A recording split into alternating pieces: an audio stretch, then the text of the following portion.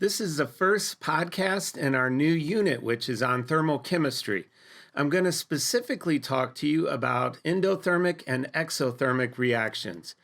But first, it's important to define this branch of chemistry. So thermochemistry is actually a branch within thermodynamics, which is the overall study of energy and transformations of energy. Thermochemistry specifically looks at the relationships between chemical reactions and the energy changes that involve heat. So in these next several podcasts, I'm going to be talking to you about thermochemistry. Foremost, it is important for the scientists to define the system. The system is in this case comprised of some sort of solution, an Erlenmeyer flask, and the environment around the Erlenmeyer flask. Again, the scientist can define the system. In chemistry, our system is typically occurring within some sort of vessel, and it would include the chemicals that are participating in the reaction and the immediate surrounding environment. So the chemical substances in the reaction, as you can see here, are shown to be the system, and that is again typical. Now there are different types of systems. There are open, closed, and isolated systems. In an open system, both energy and matter are able to move in and out, whereas in a closed, only energy is able to move out. For example, thermal or heat energy. And in an isolated system, it is essentially closed where no energy and no matter are able to move. However, this is not going to happen very often in nature. In fact, to some extent, all systems will have eventually some movement of energy. Now, I'm going to talk to you about this graph.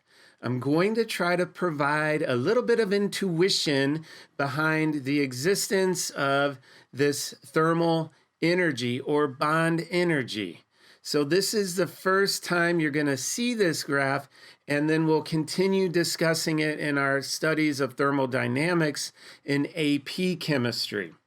Okay, so we are looking at energy as kilojoules per mole as a function of the internuclear distance. So here we have a diatomic hydrogen. So we're looking at a bond between one hydrogen and another hydrogen. Let's go ahead and start over on this side of the graph here. So this is definitely a bit confusing, but basically at an infinite distance apart, that's where we are here, we approach zero energy. So think of this as potential energy. And as I'm going through this graph, remember what I've said in class repeatedly, that entities tend to states of low energy configurations. And we've seen this throughout the course. You've seen this throughout basically all science. Last year in biology, you looked at this as well.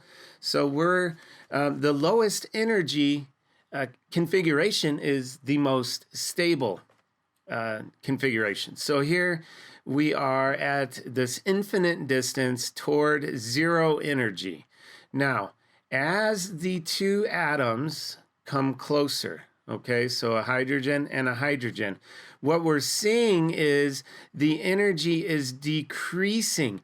On this scale, it's becoming more negative. And again, that's because our starting point is defined as zero potential energy when these two these two atoms are an infinite distance apart. So as they get closer, we have a decrease in energy because it's becoming more negative. So we're tending toward a lower energy state. Now, what's occurring as we get closer and closer? Well, we have attractive and repulsive forces acting. We have electron-electron repulsion. We have electron attraction to the other atom's nucleus. And eventually, we'll have a nuclear repulsion that will occur. So once we reach this area here, notice that the energy then begins to increase. In fact, it increases and goes eventually beyond zero to a positive potential energy. This is due to the repulsion exhibited by the protons in the nuclei of the respective atoms. I also should remind you here that this unit, you've seen this when we studied Planck's light theory and Planck's equations. We looked at a unit called angstroms. There are 10 billion angstroms in 1 meter, so we're looking at an incredibly small distance. All right, so from this graph, you can find two things. Now, if you're struggling with this graph, just pause the video, take a moment and look at it, think about it. This is where the bond will form. This is the perfect balance between attractive and repulsive forces. And from this information, what's really cool is this is the bond energy. This is, at this exact location, 0.74 angstroms. If I were to come over here, this is the amount of energy contained within that hydrogen-hydrogen bond. What's also really cool is that you can also determine the bond length, because we can come down to the x-axis here and see it was 0.74 angstroms. And on the y-axis, we can tell the amount of energy that is stored in that bond, and thus the amount of energy that is required to break that bond and would be released to the system. So it's a really powerful graph. Again, if you're going to continue your study of chemistry into AP chemistry, we will look at this extensively. I just wanted to provide you with this bit of background information. So now I'm going to define enthalpy. Enthalpy is the potential energy that may be evolved or absorbed as heat. Remember, this is thermochemistry, so we are specifically looking at these reactions and the transference or movement of heat energy, okay? Now, this potential energy is the same energy you saw on that graph with units of kilojoules per mole. Enthalpy is what is called a state function. State functions are independent of the pathway from which they take to reach. And more on that again in AP chemistry. There are numerous state functions, but enthalpy, again, the change that occurs, that final value is independent of the overall pathway that was taken. So a change in enthalpy is denoted with the following symbol, delta H. Think of H for heat, enthalpy. And it is essentially just heat energy. So recall that it requires energy to break bonds. So energy is needed to break a bond. Think of that hydrogen-hydrogen bond in the last on the graph. To break that bond requires an input of energy. All right. This is going to lead to a change in enthalpy. Very common graph here showing potential energy as a function of a reaction proceeding. So we notice here we have our reactants and then our products, but our products contain more energy than the reactants contained. Okay, again, we have our reactants. Those bonds must be broken, and then new bonds are formed as the products are formed. All right, so that's something that I find a lot of students they pause to really think about that because it's intuitive. Okay, it requires energy to break bonds. All right, so energy is put in, but it's when bonds are formed that energy may be given off. All right, and we're looking specifically at that change in thermal heat energy, which is enthalpy. So for this type of reaction, we have a delta H value that is greater than 0. This is an endothermic reaction. So energy is being absorbed to break bonds. And that energy that is being absorbed or taken in is greater than the energy released. All right. So again, really take a moment to think about it. Don't just memorize this. Most students know exothermic and endothermic. They can describe what occurs, but they can't really describe why it occurs. And that's what we're getting at here. It all has to do with that potential energy stored in the bonds, how much is required to break the bonds, and then how much is absorbed, released when those new bonds form, i.e. when the products form.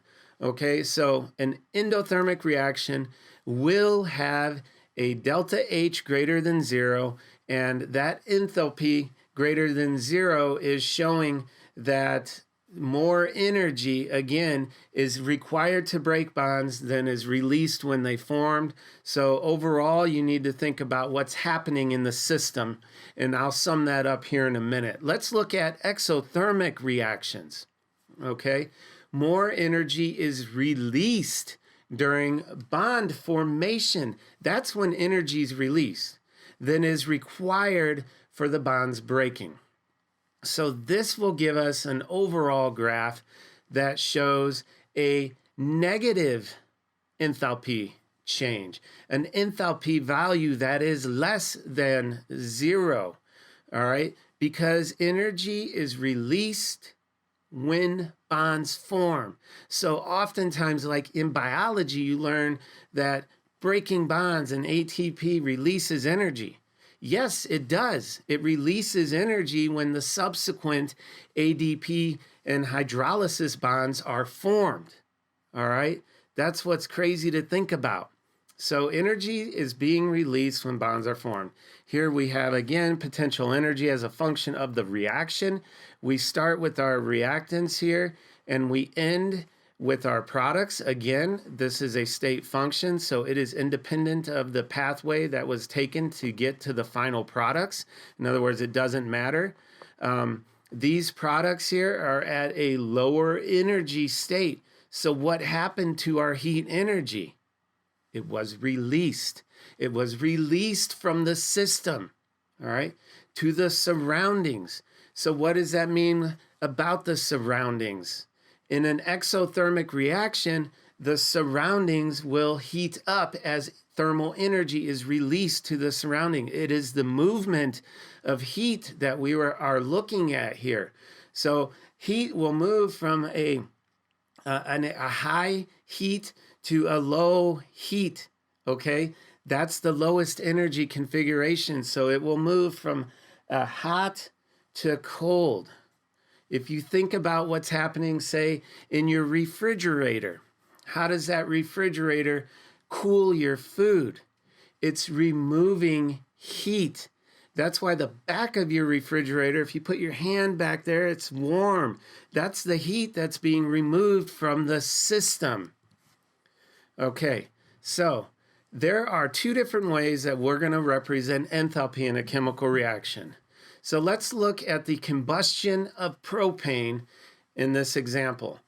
See how I have written the enthalpy as a product right here. Enthalpy is written as part of a thermochemical equation, which we're going to talk about in the next video. Endothermic reactions give off or produce energy. They release energy. Here, I am showing this as a product because endothermic reactions produce energy. What would be the symbol for the change in enthalpy in this situation? We're going to answer that. Now, let's look at this. It would be negative. So these are the two ways that you can express a change in enthalpy in a chemical reaction. Method one, it is actually written as part of the reactants or products. Method two, it is written separately at the end of the equation and denoted with either a plus or a negative sign, where a negative sign is showing energy released and is thus indicative of an exothermic reaction. And conversely, for a endothermic reaction, energy is absorbed into the system, and that was be indicated with a positive delta H value. Let's look at this synthesis reaction where we have carbon and sulfur combining to form carbon disulfide. Now, in this instance here, the enthalpy is written as a reactant, so it's on the reactant side of the thermochemical equation.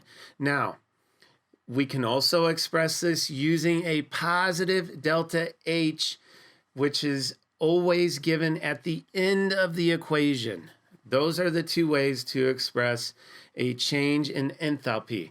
Again, let's think about what is happening in these situations from a system perspective. On the left, we have an exothermic reaction. Exothermic reactions are going to have a negative delta H value. They're going to have products that are at a lower energy state. Think about that graph. And therefore, releasing heat. And where does the heat go? It is released to the surroundings. Okay, so the surroundings will warm up. Whereas in an endothermic reaction on the right, that's requiring more energy. More energy is absorbed to break bonds. So where does that heat energy come from? Well, it's taken from the surroundings. Therefore, we would see the surroundings begin to cool. There are multiple types of enthalpy. So we're going to look at a number of these, and then we'll continue our exploration of these in AP Chemistry. But as you can see, there's enthalpy of solution, enthalpy of dissolution, enthalpy of reaction, combustion. Enthalpy also is used to quantify changes in physical states. So for example, ice melting, boiling water, formation of bonds from their individual elements would be the enthalpy of formation. So we're going to look at a number of these as we continue to explore thermochemistry.